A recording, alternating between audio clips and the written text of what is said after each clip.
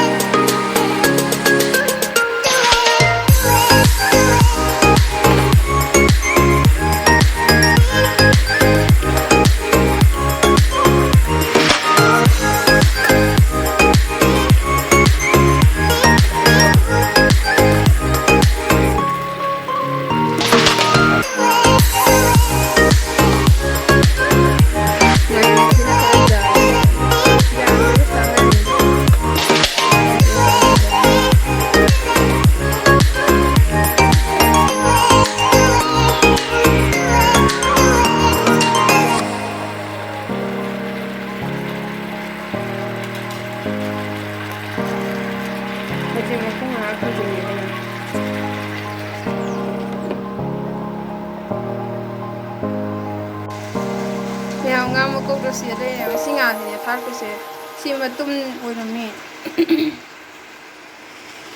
matum do maru do mando gare singha makok se si makok sin yam chaw khangni makok ke thawai si na thani ake Mairen do simana oire ngobuna aku ngandi o ngobra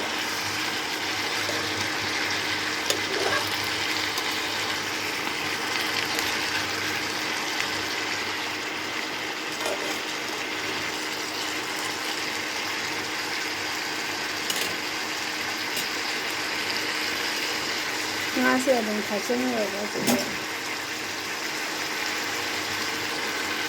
do kupselle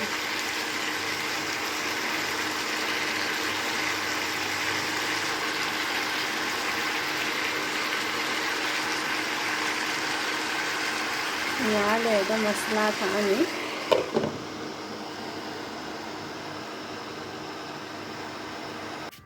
mayam hoji mapangi view sumale no sayam sae ngasidi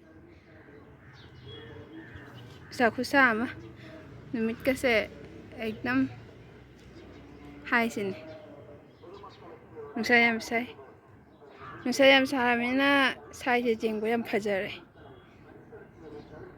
mayam Mairen thongbo se loireba adigom su lehodre adigom jo aina ngarang taphaudreba adigom kujade padigom jade men hawala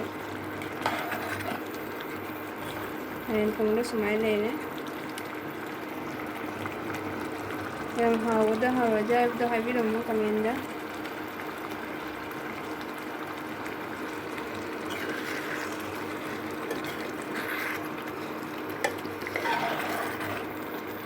sumai patak patak tau thong hao